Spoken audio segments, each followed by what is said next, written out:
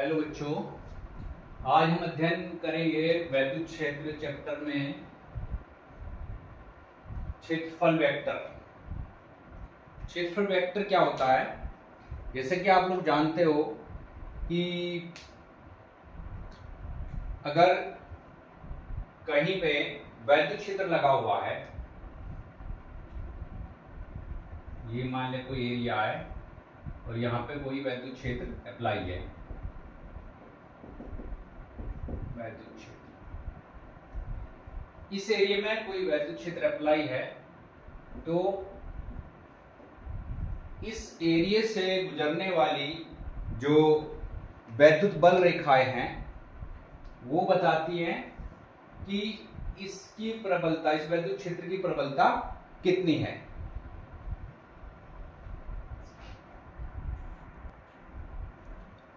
प्रबलता कितनी है, और इसमें एक विशेषता और ये भी कि इसके वैद्युत क्षेत्र के अभिलंबत, वैद्युत क्षेत्र के अभिलंबत कोई पृष्ठ है, यदि अभिलंबत,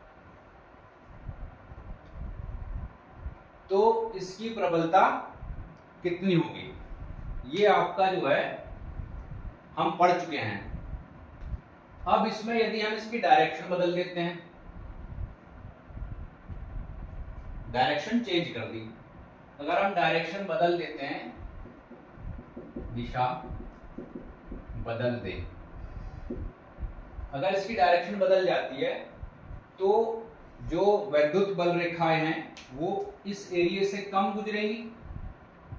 अगर हम उनका एंगल बदल देते हैं तो वो कम गुजरेगी, और यदि इसके समांतर कर देते हैं, समांतर, ये अभिलंबत है, अभिलंबत, ये दिशा बदल के है कोई दूसरे एंगल पे, और ये समांतर, यदि समांतर कर देंगे तो वैद्युत क्षेत्र यहाँ पे शून्य होगा। वैद्युत क्षेत्र क्या होगा? जीरो, शून्य होगा ऊपर।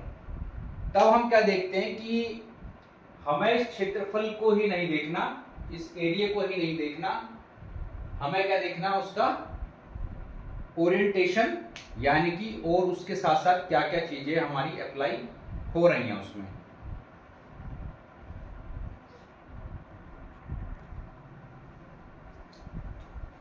अब इसमें हम देख सकते हैं कि जो इसका क्षेत्रफल है, क्षेत्रफल के साथ साथ उसका ओरिएंटेशन, यानी कि क्या क्या उसकी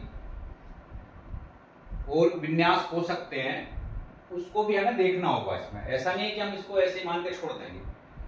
अब ये क्षेत्रफल को एक सदिश माना जा सकता है, जो हम क्षेत्रफल इसमें लेंगे इस एरिया में, उसको हम क्या है, एक सदिश मान सकते हैं, एक वेक्टर। वेक्टर के बारे में हम लोग कक्षा 11 में पढ़ चुके हैं ऑलरेडी।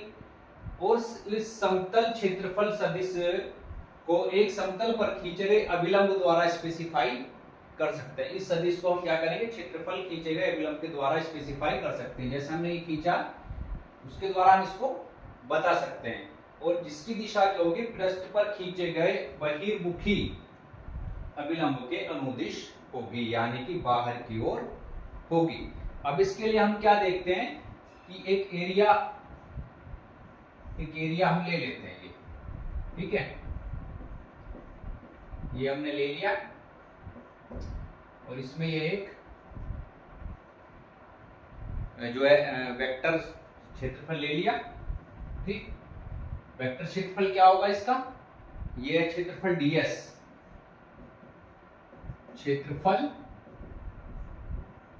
ds, और इसका वेक्टर सदिश यानी कि ds, वेक्टर ds जो होगा ds, और ये एकांक वेक्टर इसके साथ में जाएगा। ठीक है, तो आपका जो है, और इसी के साथ ये एकांक वेक्टर। अब हमें इस पे ज्ञात करना है कि हमारा सदिश वेक्टर क्या होता है। मान लिया कि समतलीय क्षेत्रफल अवयव, माना समतलीय क्षेत्रफल अवयव ds, ये लिया ना मैं, क्षेत्रफल अवयव ds, ठीक है, जो है ds का अभिलंब सदिश का अभिलंब सदिश क्या है आपका? Vector ds। वेक्टर ds ये आपका इसका जो है क्षेत्रफलीय अभिलंब सदिश है। और ds का जो लंब क्षेत्रफल अवयव है ds है ds का लंब क्षेत्रफल सदिश क्षेत्रफल अवयव लंब क्षेत्रफल अवयव क्या है? ds का परिमाण ds का परिमाण कैसे मिलेगा हमको? एकांक सदिश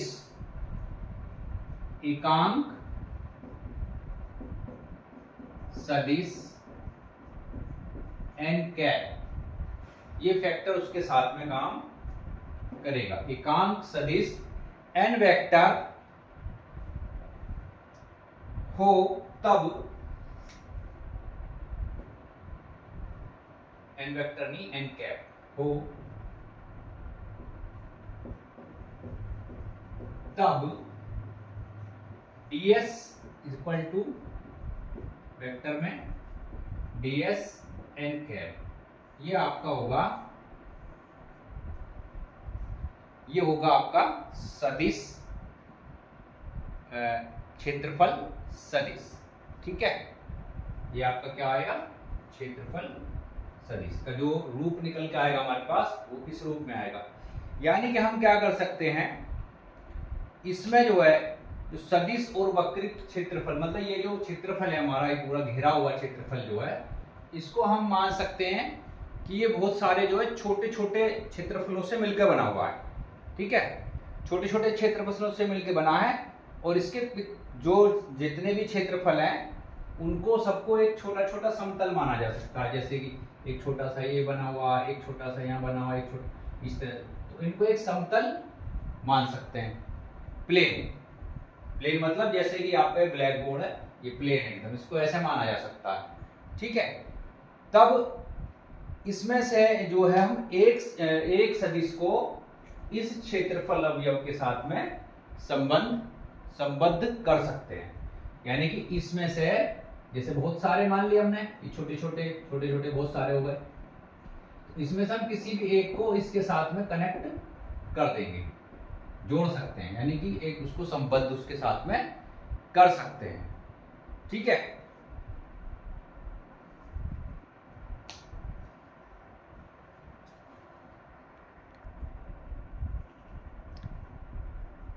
यहां हम देखते हैं कि जब हमने ये निकाल लिया है, एक बंद पृष्ठ में जो है एक किसी भी एक छोटे पार्ट को हम क्या कर सकते हैं, इसके साथ में जोड़ सकते हैं। तो इसकी डेफिनेशन बनती है कि बंद पृष्ठों के प्रत्येक क्षेत्रफल अवयव, बंद पृष्ठों के प्रत्येक क्षेत्रफल अवयव, यानी ये कि बंद पृष्ठ है, इसका क्षेत्रफल अवयव एक सदिश से संबद्ध रहता है, अवयव से एक सदिश संबद्ध रहता है, जिसका परिमाण इस अवयव के क्षेत्रफल के बराबर तथा दिशा बाहर की ओर को खींचे गए अभिलंब, ये बाहर की ओर खींचे गए अभिलंब जो है की दिशा में होती है। यही सदिश क्षेत्रफल कहलाता है, यानी कि एरिया वेक्टर कहलाता है। अब इसमें हम क्या कर सकते हैं आगे कि मान लिया एक क्षेत्रफल अवयव जो है ds का क्षेत्रफल सदिश, क्षेत्रफल अवयव ds का क्षेत्रफल सदिश क्या है? ds, वेक्टर ds, और ये आपका ds n cap. n cap क्या है यहाँ पे आपका? ये क्या है? एकांक वेक्टर है, क्षेत्रफल अवयव पर एन कैप क्षेत्रफल अवयव पर बाहर की ओर खींचे गए अभिलंब, बाहर की ओर खींचे गए अभिलंब की ओर खींचे गए अभिलंब का क्या है, अभिलंब की दिशा का, अभिलंब की दिशा का एकांक सदिश। ठीक है, ये इसका एकांक सदिश है। अब यदि हम इसके पृष्ठ में देखते हैं तो हमको मिलता है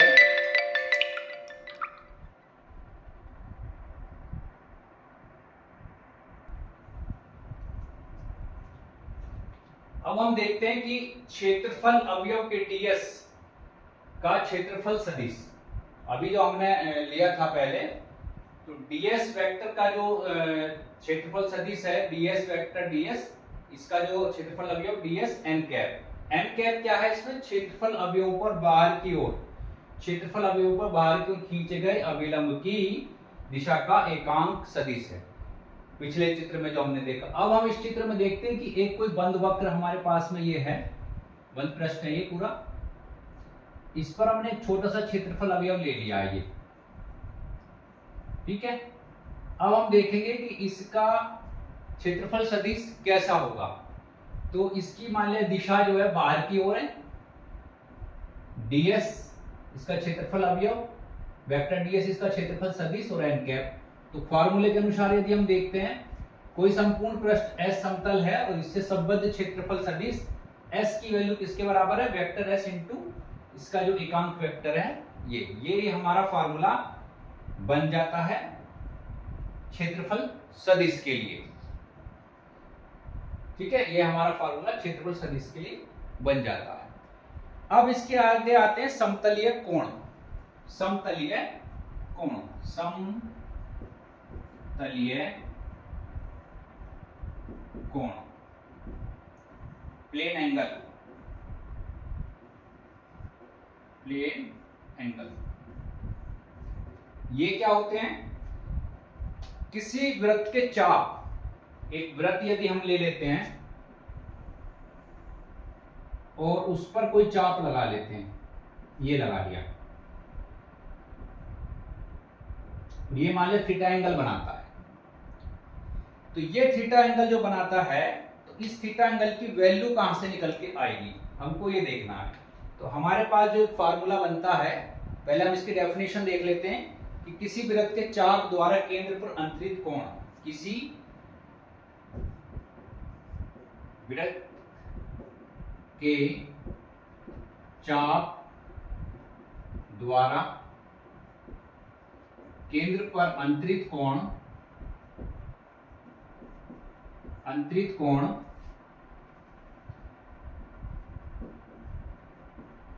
केंद्र पर अंतरित कोण क्या है, उसका समतलीय कोण कहलाता है। अंतरित कोण समतलीय कोण कहलाता है। इसका मात्रक रेडियन होता है।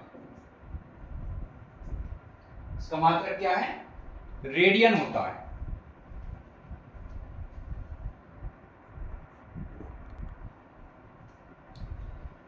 यानी कि समतलीय कोण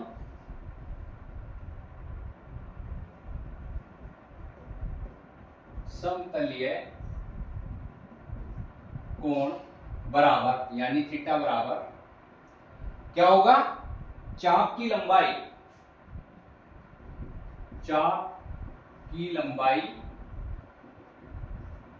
L बटे वृत्त की त्रिज्या,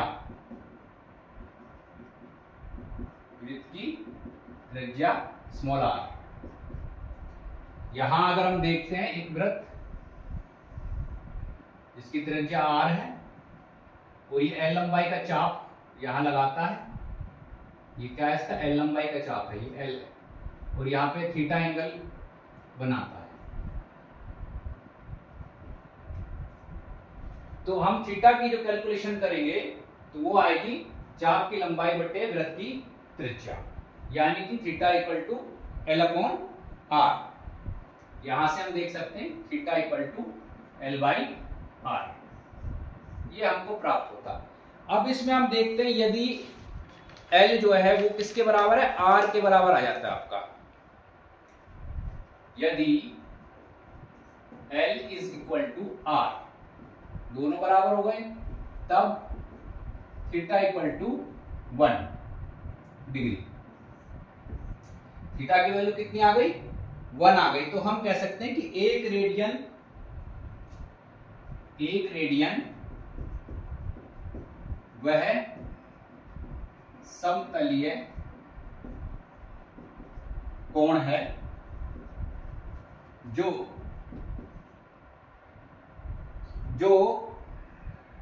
वृत्त की त्रिज्या के बराबर लंबाई के, जो वृत्त की त्रिज्या के बराबर लंबाई के चाप, बराबर लंबाई के चाप द्वारा वृत्त के केंद्र पर, चाप द्वारा वृत्त के केंद्र पर अंतरित किया जाता है। तो ये आपका हो गई डेफिनेशन समतलीय कोण की। अब इसमें आगे आते हैं आपके, जब हम आगे टॉपिक लेते हैं तब आते हैं घन कोण। घन कोण, इनको सॉलिड एंगल भी कहा जाता है। घन कोण, सॉलिड एंगल।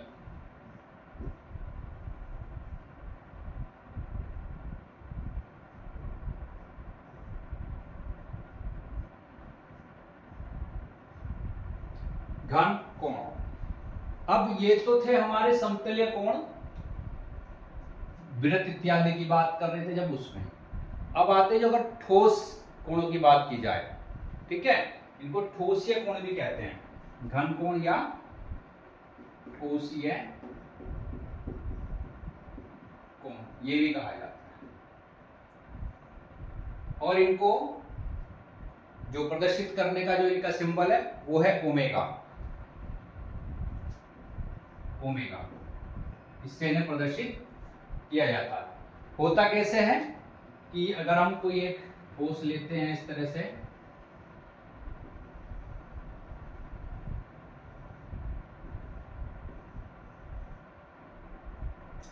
इसमें जो है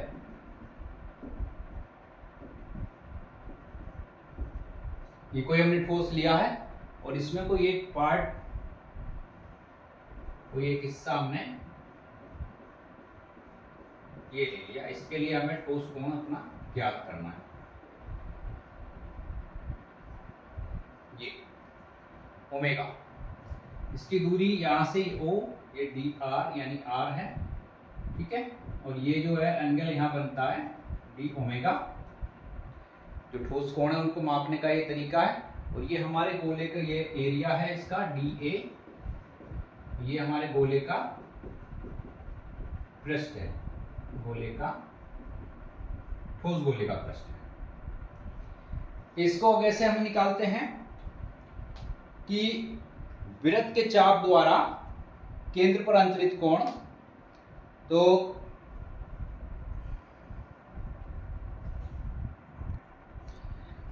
अभी हमने देखा कि समतलीय कोण के लिए, ठीक है, किस प्रकार से कि जो चाप द्वारा कि एक रेडियन वह समतलीय कोण है जो वृत्त की त्रिज्या के बराबर लंबाई के चाप द्वारा वृत्त के केंद्र पर अंतरित किया जाता है। एक रेडियन कोण वो कहलाता है। अब यदि हम सॉलिड एंगल की बात करते हैं तो किसी गोलीय पृष्ठ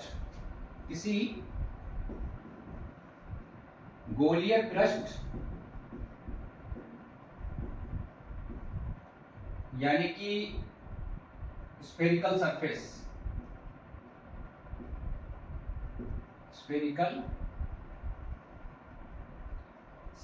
द्वारा स्फेरिकल सरफेस गोलीय पृष्ठ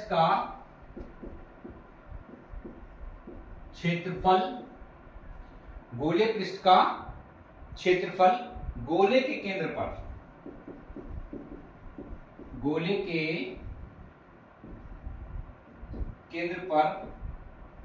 केंद्र यानी कि अगर हम इसको पूरा कर देते हैं तो ये एक गोला बन जाएगा पूरा, और ये O जो है उसका जो है केंद्र कहलाएगा।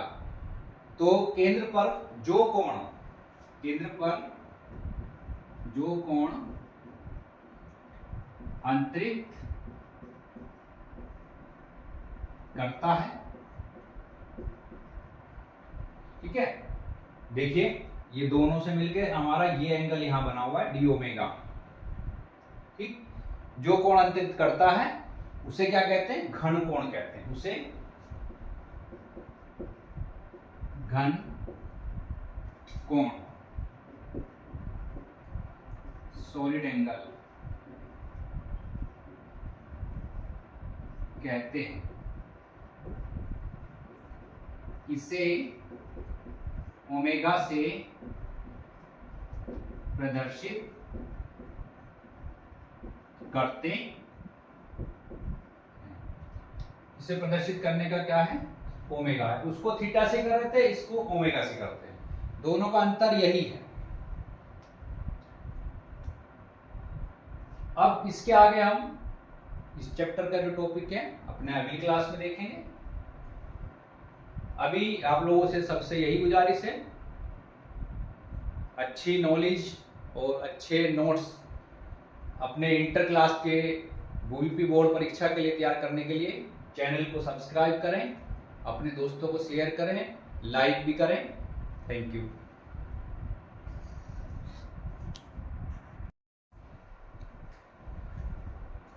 बच्चों आज हम देखते हैं वैद्युत फ्लक्स तथा गॉस प्रमेय। ये हमारा चैप्टर है इंटर फिजिक्स यूपी बोर्ड का दूसरा चैप्टर है।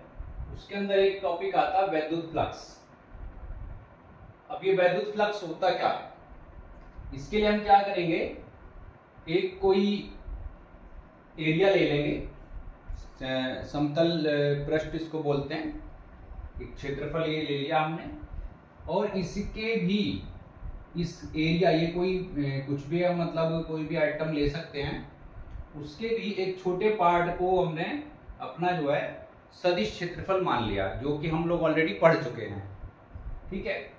अब इस सदिश क्षेत्रफल यानी कि जो हमारी डेफिनेशन कहती है इसकी, वो क्या कहती है कि किसी वैद्युत क्षेत्र में स्थित किसी वैद्युत क्षेत्र E हमारा इस पे लगा हुआ है, वैद्युत क्षेत्र E ये लगा हुआ है, किसी वैद्युत क्षेत्र में स्थित किसी क्षेत्रफल से, ये एक एरिया है, पूरा ही बड़ा एरिया है, क्षेत्रफल से इसके लंबवत दिशा में, इसके लंबवत दिशा में, ये कैसा है, इसके ये एरिया हमारा है और इसके लंबवत दिशा में, जैसे ये ब्लैक बोर्ड है, इसके बाहर की तरफ, ये बाहर की तरफ, ठीक है, लंबवत दिशा में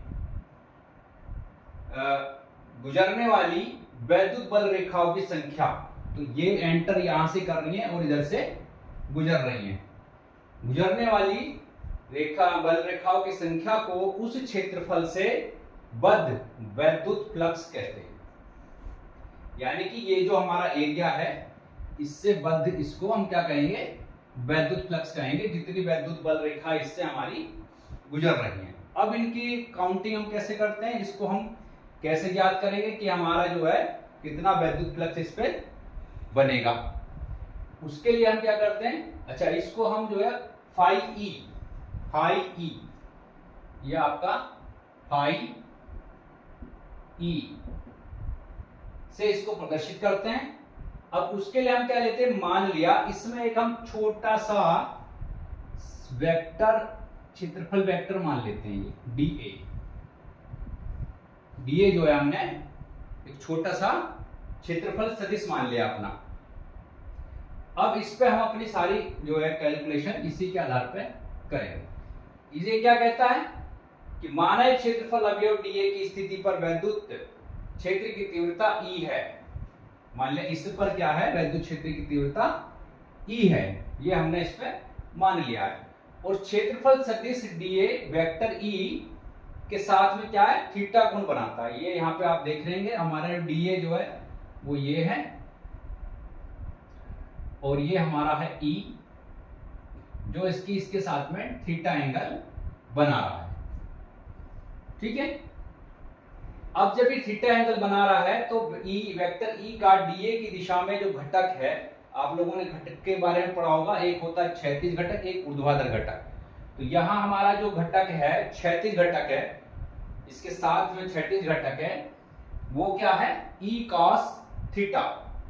इसका जो क्षैतिज घटक है ई कॉस थीटा है। अगर हम इसको ऐसे लेते लंबवत तब वो होता ई साइन थीटा, लेकिन यहाँ पे क्या है ई कॉस थीटा। अब हम वैद्युत फ्लक्स हमें काउंट करना है, तो वैद्युत फ्लक्स काउंट करने के लिए हमको इसका करना होता डिफरेंशियल।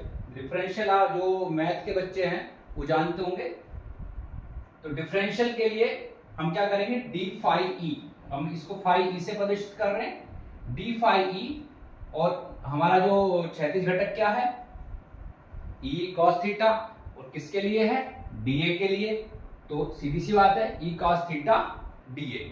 अब इसका हम अगला स्टेप हमारे लिए हो जाएगा कि ई तो हमारी कांस्टेंट वैल्यू अलग है, मतलब इस पे हमारा कोई इफेक्ट नहीं पड़ेगा, केवल cos थीटा पे डिपेंड कर रही है हमारी वैल्यू।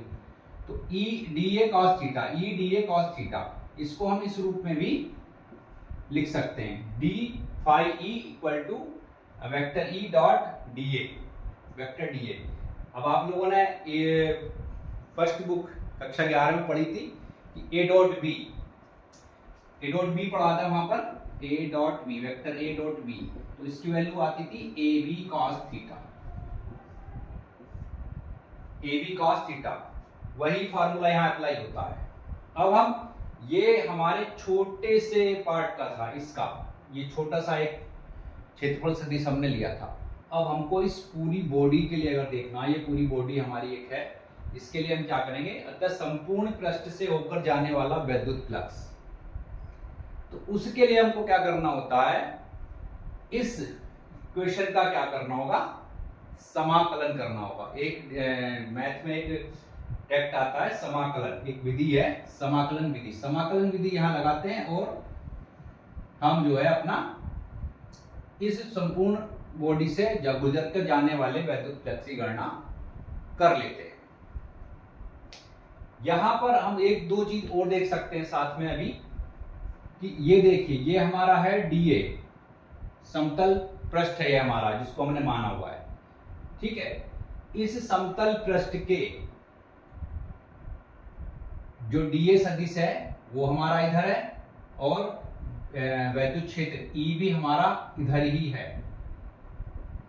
ठीक, ये इसके साथ में थीटा एंगल बना रहा है। तो काउंटिंग जो हमारी कैलकुलेशन होगी वो इसके और इसके साथ में होगी, इसको देखते हुए, समतल पृष्ठ को देखते हुए इसके साथ में होगी। अभी अगर हमसे ये कहे कि लंबवत, अगर ये ई जो है लंबवत लगा हुआ है तो हम इसके सापेक्ष देखेंगे, इसके सापेक्ष लंबवत चला जाएगा ये इधर। अभी हम आगे देखेंगे इसको भी किस तरह होता है। ठीक है, ये हमारी इक्वेशन 1 एंड इक्वेशन 2 हमारी यहां तक आ चुकी है। अब आगे देखते हैं।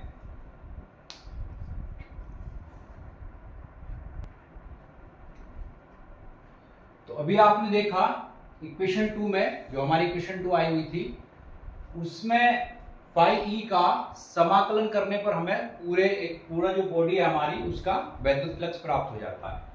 अब इसकी डेफिनेशन क्या बनती है कि अतः वैद्युत क्षेत्र में किसी पृष्ठ से बद्ध वैद्युत फ्लक्स उस पृष्ठ पर वैद्युत क्षेत्र के पृष्ठ समाकल के बराबर होता है। यदि हम उसका समाकल कर देते हैं तो हमें पूरा वैद्युत फ्लक्स प्राप्त हो जाता है। अब यदि हम देखते हैं कि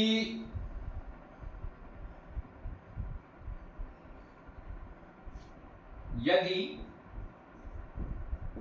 वैद्युत क्षेत्र में कोई बंद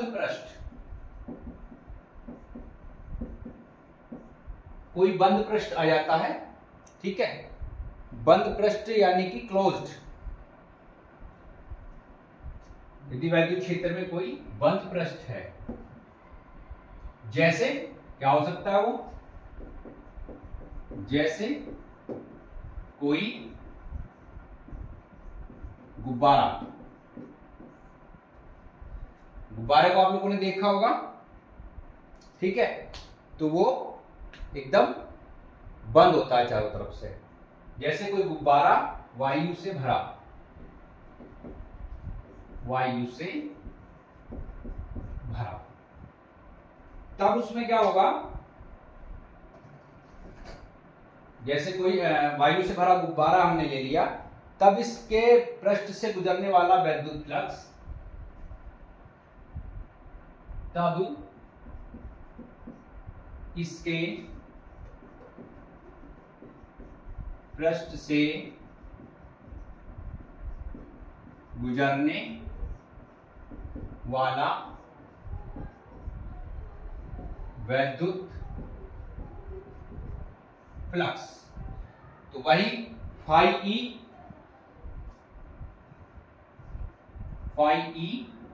अब की बार हम यहां क्या करेंगे कि इसका एक व्यापक इक्वेशन हमारी मिल जाती है, तो ये एक ग्रेटर समाकलन कहलाता है, ये कहलाता है ग्रेटर समाकलन।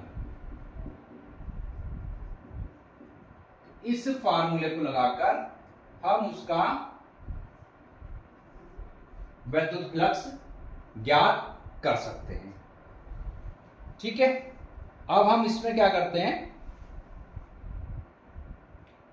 कि एक क्षेत्रफल ए ले लेंगे, जिसमें हमने ले रखा है ए क्षेत्रफल। अब हम देखते हैं कि इस पे हमारा वैद्युत फ्लक्स जो है कितना हमको प्राप्त होगा। ए क्षेत्रफल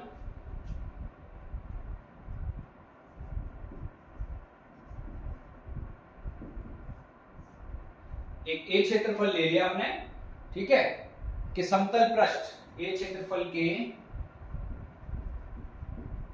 समतल पृष्ठ से गुजरने वाला, कि समतल पृष्ठ से गुजरने वाला संपूर्ण वैद्युत फ्लक्स, गुजरने वाला संपूर्ण, गुजरने वाला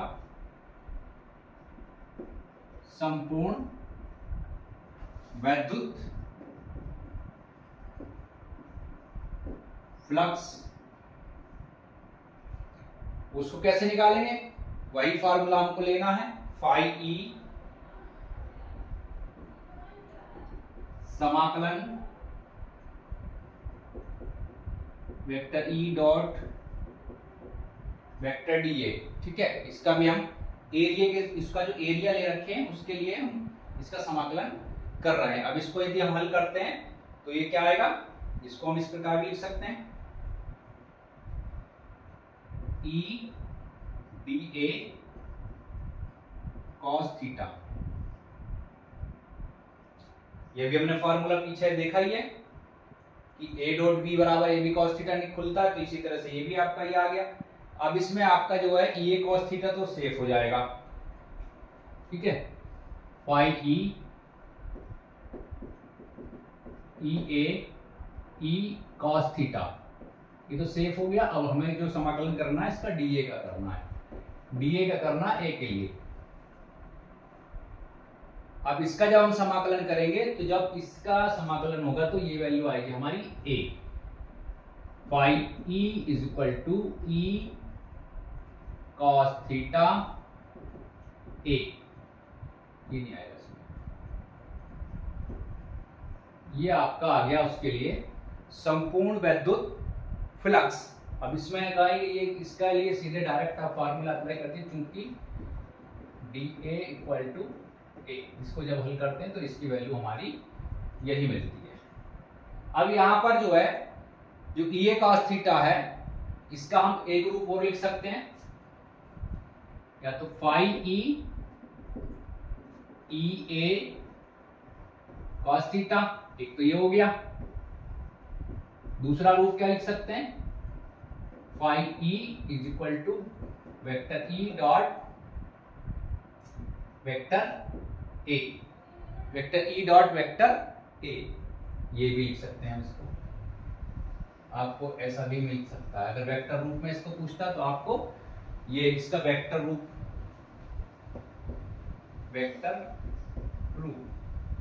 ठीक है। अब कुछ कंडीशंस आती हैं हमारी इसमें, विशेष परिस्थिति, परिस्थिति या स्थिति लिखिए, स्थिति, ये हमको समझनी बहुत जरूरी है। कब, जब theta equal to, when theta equal to 0, तो cos 0 भी 1 होगा और फाई ई की वैल्यू आएगी ई ए। अब cos थीटा इक्वल टू 0 कब होगा, इसके लिए हमको देखना होगा यहां पर, ये एक हमारा एक बॉडी है, एक पृष्ठ है, इसमें हम एक समतल पृष्ठ ले लेंगे, छोटा सा समतल पृष्ठ ले लिया हमने, डीए मान लिया, इसमें ले लिया, और इससे जो वैद्युत क्षेत्र की जो है वो कैसे लगा हुआ है, ये आपका डीए इधर और वैद्युत क्षेत्र भी इधर ही लगा हुआ है, ठीक है, वैद्युत क्षेत्र भी इधर ही लगा हुआ है। इसकी कंडीशन आती है ई भी इधर ही लगा हुआ, ये वैल्यू है, यहां आपको बहुत कंफ्यूजन होगा, इसको अच्छे से समझ लीजिए। इसको कहते हैं कि कंडीशन ए समतल पृष्ठ, समतल पृष्ठ वैद्युत क्षेत्र ई के, वैद्युत क्षेत्र ई के अभिलंबवत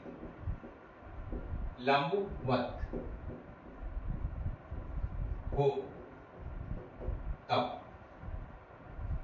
अब समतल पृष्ठ वैद्युत क्षेत्र ई के अभिलंबवत, तो समतल पृष्ठ जो है हमारा कैसे है, ये पृष्ठ है, जैसे कि क्या दिखाएं आपको, जैसे कि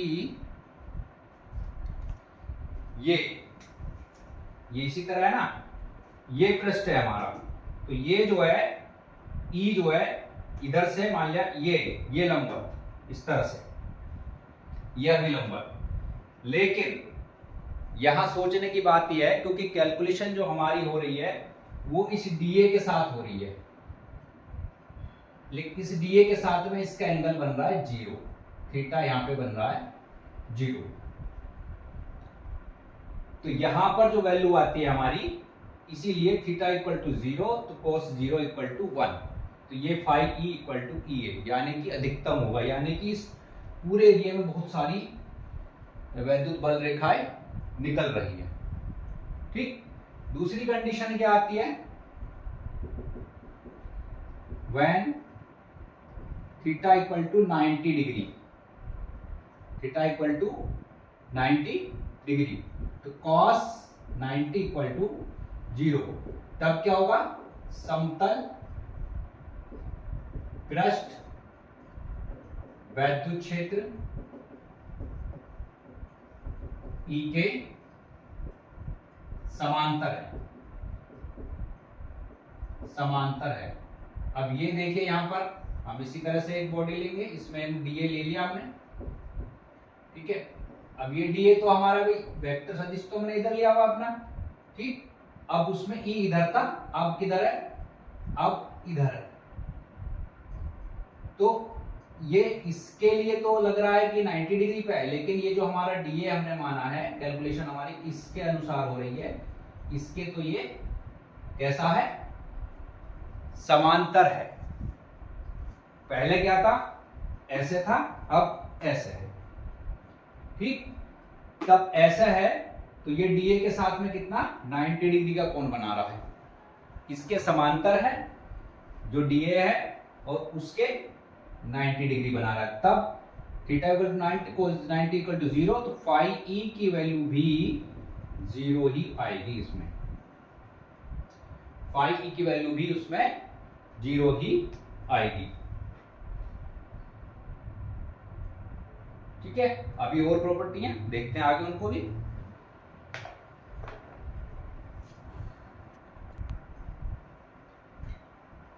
तीसरी प्रॉपर्टी है इसकी, यदि थीटा इक्वल टू 180 डिग्री हो। ठीक है, जैसे हमने देखा था पहले कि भाई ये छोटा सा पार्ट लिया था डीए, और इसी के साथ में जो है अपना ये विद्युत क्षेत्र ई, अगर ये 180 डिग्री हो, ठीक है, तो 180 डिग्री में क्या होगा, cos 180 की वैल्यू होती है -1, और तब विद्युत फ्लक्स का वैल्यू जो है नेगेटिव होगी, माइनस में आएगी। फोर्थ कंडीशन है कि यदि समतल पृष्ठ विद्युत क्षेत्र से कोई भी एंगल बनाता हो, कोई भी थीटा कोण बनाता हो, तब उसके लिए फार्मूला अप्लाई होगा phi equal to EA cos theta. Simple formula जो हमने शुरू में ही अध्ययन किया है। अब डायरेक्शन, इसकी दिशा क्या होती है, जब आपका जो है क्या विद्युत फ्लक्स रेखाएं जो है, विद्युत क्षेत्र रेखाएं बाहर की ओर होंगी, विद्युत क्षेत्र रेखाएं बाहर की ओर, तब विद्युत फ्लक्स होगा पॉजिटिव, और जब विद्युत क्षेत्र रेखाएं अंदर की ओर होंगी तब विद्युत फ्लक्स नेगेटिव, अंदर की ओर होगी, जैसे ये इधर से ऑपोजिट डायरेक्शन है तो वैल्यू आपकी नेगेटिव रहेगी। अब आती है इसकी विद्युत फ्लक्स की मात्रक और विमा। मात्रक और विमा तो हम लोग जानते ही हैं फार्मूला, क्या जानते हैं, वी नो दैट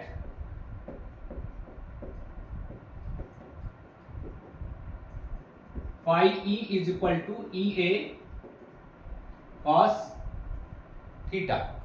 तो यहां आप देख रहे हैं E का जो मात्रक होता है वो होता है न्यूटन प्रति कूलाम, न्यूटन प्रति कूलाम। A का होता है मीटर स्क्वायर, और cos थीटा का नहीं होता क्योंकि ये अनुपात होता है, तो इसका कोई मात्रक नहीं होता है, तो इसके मात्रक आगे न्यूटन मीटर स्क्वायर प्रति कूलाम। ठीक है, न्यूटन मीटर स्क्वायर प्रति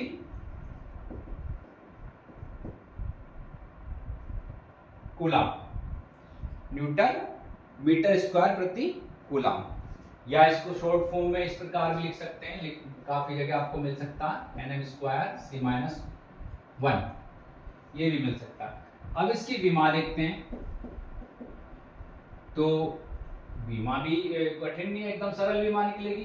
भाई न्यूटन है, ये न्यूटन है, यानी बल MLT-2 मीटर स्क्वायर आ गए, L2 अपॉन नीचे कूलाम AT। तो इसको आप अब सीक्वेंस में रख लीजिए, M L3, ये ऊपर जाएगा माइनस में, T-3 A-1, ML3 T-3 A-1 इसकी विमा हो गई, फाई की विमा, वेरी इजी एकदम, फाई की विमा। तो इस तरह से हमारा विद्युत फ्लक्स कंप्लीट हो जाता है। और अब इसके आगे आपकी गॉसिस प्रमेय चलेगी। गॉसिस प्रमेय में ये बहुत काम आएगा हमारे, गॉसिस प्रमेय में अप्लाई करके हम अपने वहां के फार्मूले भी निकाल पाएंगे। वीडियो उम्मीद करते हैं समझ में आया होगा, अच्छा भी लगा होगा, तो प्लीज शेयर कीजिए, सब्सक्राइब भी कीजिए, लाइक भी कीजिए, अपने दोस्तों को भेजिए, वो भी जो है फिजिक्स की पढ़ाई का आनंद ले सकें और उसको इजीली सीख सकें कि फिजिक्स होती क्या है। Thank you.